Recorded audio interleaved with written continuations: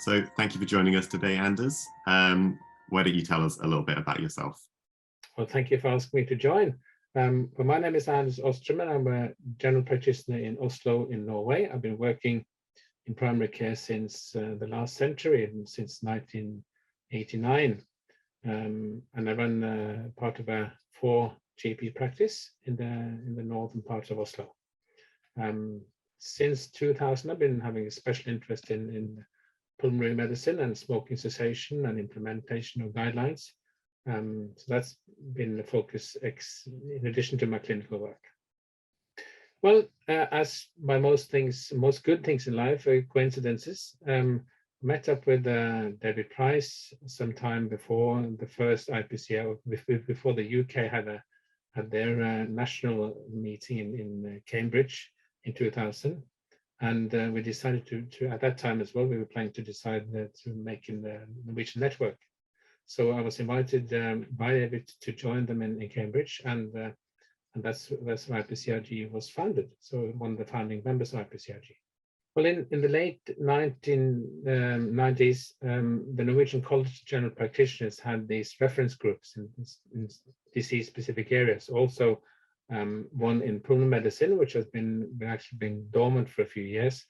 And when we started that group again, we soon found out then that meeting just the people who have a special interest in pulmonary medicine wasn't going to do anything for our patients, because we needed to reach out to all the GPs in Norway, especially those that might not have a special interest in pulmonary medicine, to try to improve the quality of care and the knowledge of pulmonary medicine. So we decided to form Lunger I Praksis as a more broad network that anyone can join.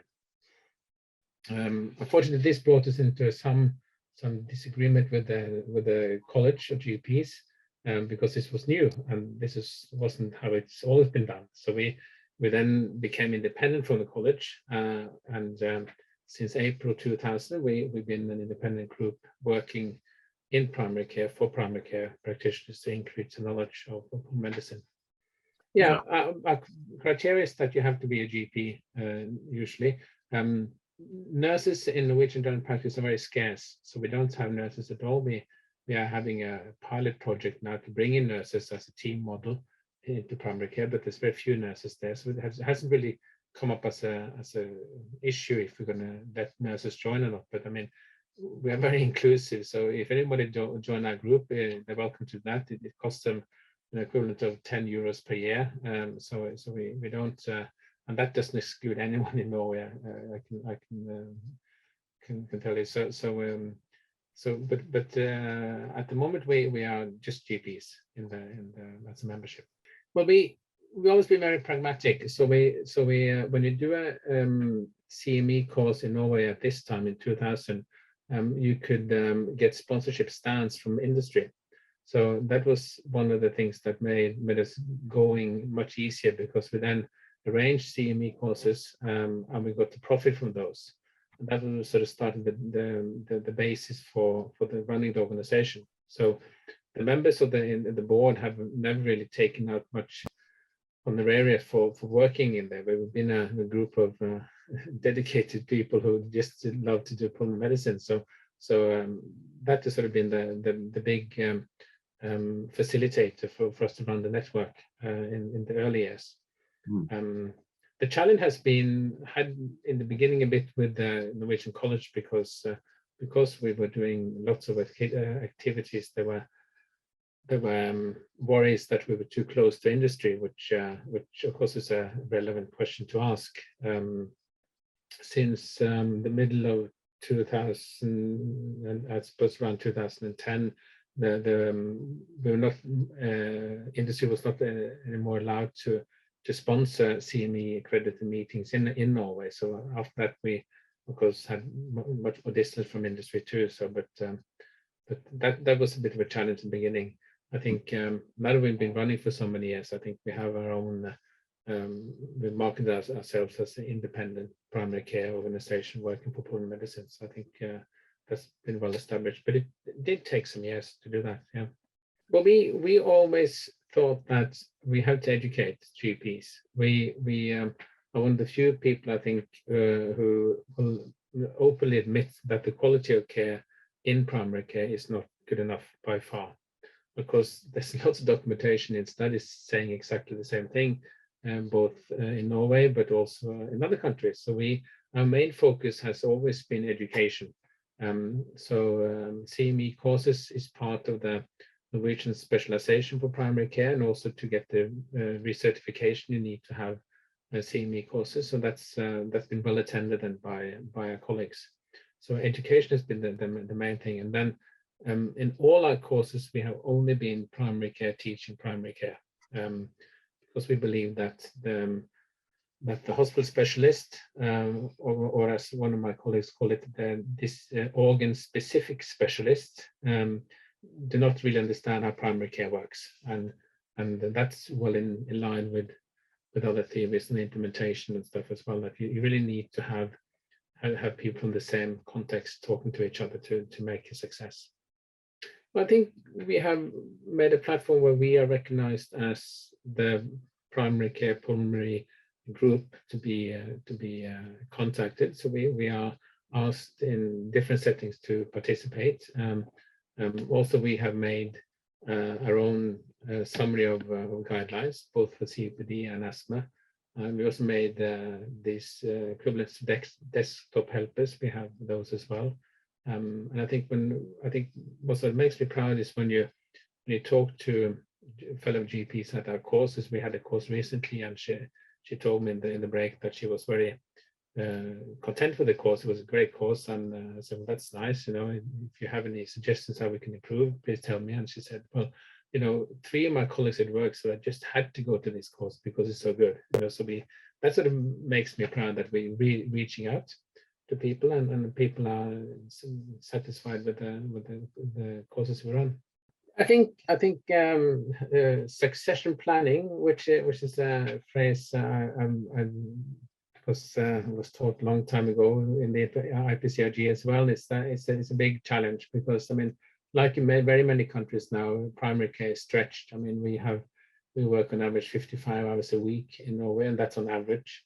And we see that young colleagues coming into practice struggle to get through the days. There's long days, there's long weeks, there's lots of paperwork to be done, and which I'm sure many people can recognize themselves in. So recruiting new members to the group has been a challenge, which we're still working on. So we really like to get more young people in to renew the organization, get some challenges from us, some difficult questions to us that's been there for many years. So that's one of the problems we see for the future as well, that we need to get more fresh blood into the organization.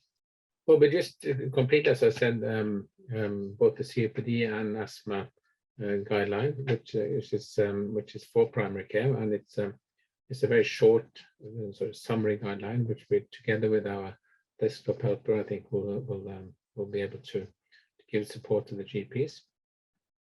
And we're continuing with our educational activities. So that's we're not doing any research, because the Norwegian primary care research activities are very, very, very scarce, I'm afraid. So it's not something we would see we should improve on. But it's again a small country, and it's I suppose it's not enough primary care physicians wanting to do research in primary care. But we really want to try to get some research going as well. Okay, so just first the setting. We have a list system of patients in Norway since 2001. And the average number of patients on our list around 1,100, which was really a figure that the government came up with, just to think of a number, and that has proven to be too much. So we're not all trying to get down in list size, which is a problem, because recruitment to primary care is very bad. So outside the big cities, and also in the big cities, there's a huge problem with locums having to be brought in to cover lists that have been making for a long time.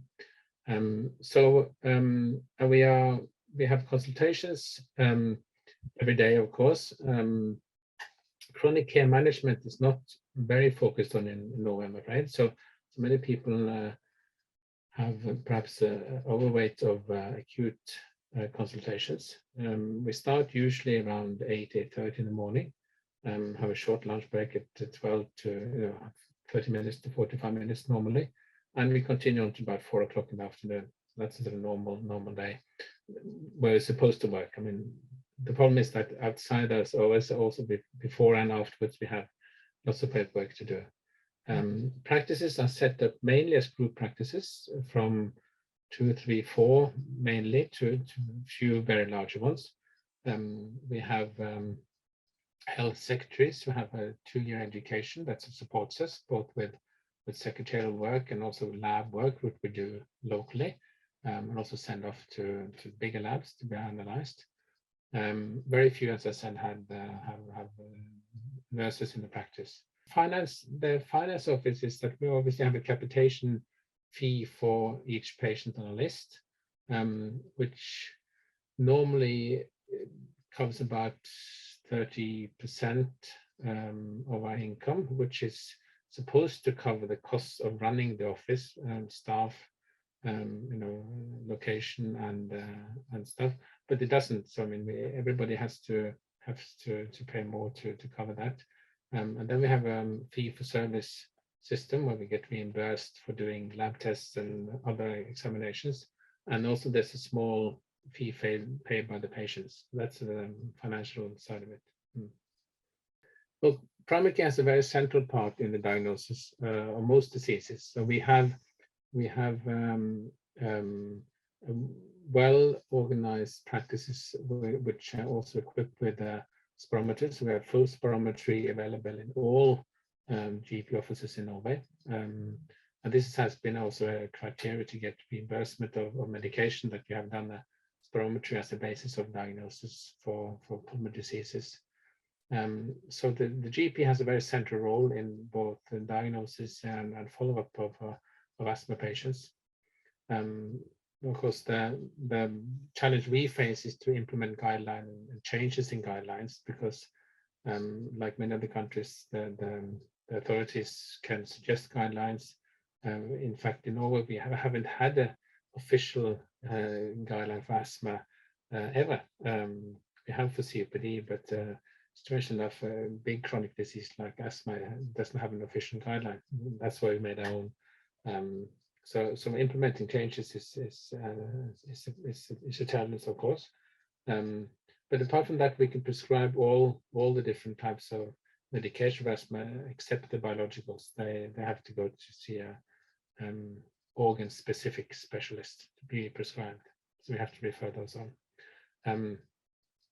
When it comes to referral for children, we have good access to pediatricians. They work both in hospital and also in the community. And also the same with the pulmonary specialists. They also are private specialists working normally in the bigger cities and also in the hospitals. So they have good access to referrals. Yeah. Yes, most same for COPD. Again, because we have full spirometry in all the GP offices, we of course can make a diagnosis of COPD locally. So it's most the same for COPD. Again, all the medication for COPD we can prescribe, because we have challenges with the overuse of inhaled corticosteroids for COPD, like many other countries, and hopefully our new national guidelines and our GP guidelines will make this better in the future. But we can certainly follow the COPD patients comprehensively in primary care. There, one thing we are missing though is access to rehabilitation. And there's very few places you can get rehabilitation for pulmonary diseases. There are some in the specialist services that you have to refer them on to, with the long waiting list, and of course they have to travel to stay there. And very few municipalities have access to rehabilitation, even though they're obliged to have so. So we piloted a little study a few years ago, just showing that we could implement pulmonary rehabilitation in municipalities as well in the local setting, with good effect for both outcome measures for the patients and also the qualitative study, asking how they felt. So this is mainly based on the work done by Rupert Jones in the UK and also in the Danish group. So we just adapted that to our setting, and it certainly is one of the big gaps we need to try to work towards improving in the future as well. Yeah, it is very strong, but we have, as I said, like many other countries, a crisis now in primary care, and we waited for, we had a new government 1.5 years ago, and as many people, we are impatient with our health minister and what they actually do. They have acknowledged there's a big crisis, and but of course dealing with it is something different. So we are very worried about this, because at the moment now there's a fact, even though we have a list system in Norway, just the other week they found out that the number of places on all the GPs list were less than our population. So for the first time since this was brought in, we have less places for GP list than we have for the population. So the gap is just increasing, and we call it a fast lege, which translates to having your own GP, and if you have several GPs through a year, it's not the same continuity. In some places they say to have a fast lege, your own GP means to have your same GP through the whole consultation. They joke about it, because next week you come, there's a new locum in, and it's very frustrating for patients, obviously.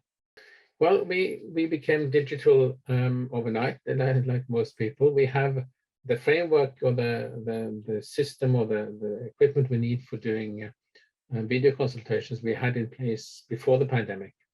So we didn't have to set up a new system. Most electronic patient records had part where you can also have a video consultation. So we switched in the early days to just video consultation, no physical consultations.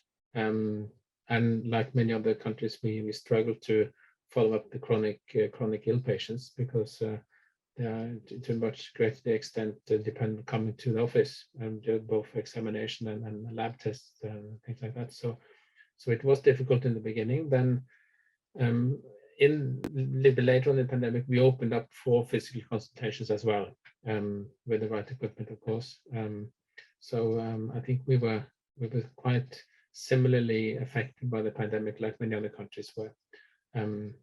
Norway is, of course, a very rich country, so the resources they put into the pandemic in Norway was enormous. So we were lucky in that way, that there was never any lack of equipment or resources, actually. So that was very fortunate for both us and the patients. As far as the group concerned, we again had to switch to video meetings and Zoom calls and that sort of thing. So we managed actually to, we had a last CME course 2 days before Norway closed down. So we just made the deadline, and so we had also one quite a large course for GPs during the pandemic, where we had more than one meeting between the delegates. So we had we managed to keep it quite good running, actually. So we didn't have to cancel too much activities. Yeah. Because this has to be country specific. So I mean, so my thoughts on how other people can do it is very sort of based on my own experiences.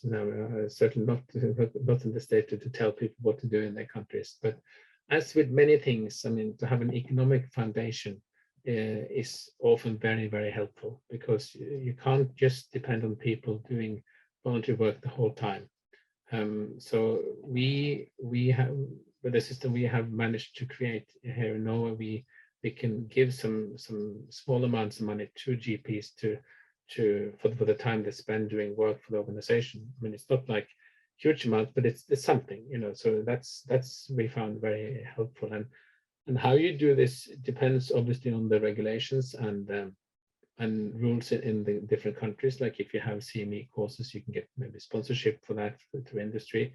We have also many years now giving out a members magazine to our members, in which we sell adverts, which of course is a very very legal way of getting funding, because industry adverts, it's well recognized that's okay to receive money for. So what we do is we take articles from the primary care respiratory journal and publish them after, because this is under Creative Commons license, we can publish them 3 months after they've been published in the magazine. And we also write a comment summary then of how this research applies to Norwegian setting. So it's hopefully interesting for our members, and also we'll be able to then get some revenue from advertising in that magazine. And this is what we really run our organization on, so that the revenue for that is very, very helpful. Because I can't really see, if you're a small group, you might have some people that we started off with being very idealistic and working for nothing, but it's not viable in the long run. So you need to get some kind of economic foundation to be able to support the group. I think we've been involved with the IPCRG since the beginning, so hopefully also forming some of the ideology since we were there from the beginning. So I think we know very much what the IPCRG does, and I think we so established as a group. So on the organization thing, I don't think we need any support from IPCRG, but both on the research, developing ideas, getting guidelines, getting more education material. I think there's so much to gain from collaborating with other countries, and we really learn so much when we go to IPCRG conferences and are part of projects in the IPCRG. So I think it's more on the education, the academic front, that I see IPCRG having a very central role for us in our group, where we can get inspiration to learn more, to perhaps do some more research, and to even have better education programs for our colleagues. Well, of course, learn Norwegian and join our website. That's the easy thing. No, I think we tried to do this before in the IPCRG too, to have updates from the members, and I think it's difficult because we are very busy, and we're struggling to keep our own website up to date because of who's going to do it, and we get new people to do it, to try to contribute. So I think this is one way to be updated by these interviews.